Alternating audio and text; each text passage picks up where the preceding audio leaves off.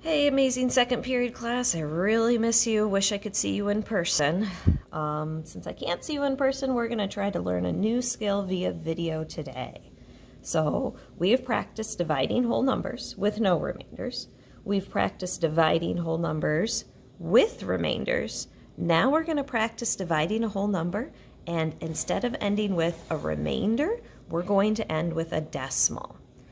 We're going to use the same process as we have been. We're going to use the box method. So I'm going to go ahead and draw my long box, and I'm going to divide it into 3 sections. So 1, 2, make my box a little bit bigger to get number 3 in there. And I'm going to write 423 in those boxes, just like I have been doing, and I'm going to put 2 on the outside. All right. Just like we've been doing, we're going to do one box at a time. How many 2's go into 4? Pull up that multiplication chart to figure that out. 4 is actually in the 2 row. 2 times 2 is 4. Now I'm going to go ahead and, just like I have been doing, I'm going to subtract my 2 numbers and I get 0. It is my choice to bring that 0 into the next box or just leave it at 2, because 0, 2, write it lightly, and 2 represent the same number. All right, now let's go ahead and look at the next box. How many 2's go into 2? This has always been a trick question to everybody in the past. If I look at my multiplication chart, I can see that 2 goes into 2 one time. It's exactly on my multiplication chart. And 1 times 2 is 2. Let's go ahead and subtract, and we get 0. This time I'm not going to write 0 in the last box. I'm just going to leave it a 3. All right. This time I notice that 3 is not in my 2 row on my multiplication chart. 2 will go into 3 just one time, because 1 times 2 is 2, and 2 is closest to 3. 4 is too big.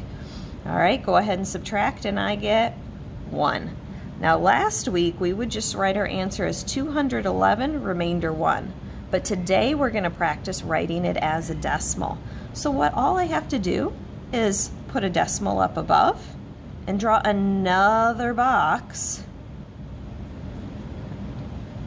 And this time I still, like always, I put this 1 in this box, but it always has to go in front of another number. The number that it's going to go in front of is a 0. Whenever I add a new box, 0 is what's going to go in the box, because remember, we can write 423, or I could write 423.0, represents the same number, 423 with 2 zeros at the end.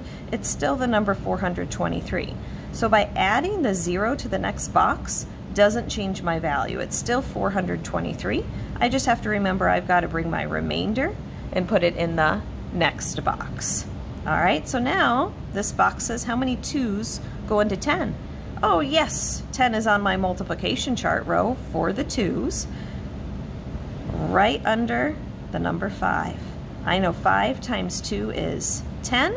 Subtract, and I don't have anything left over, so I am done with this problem.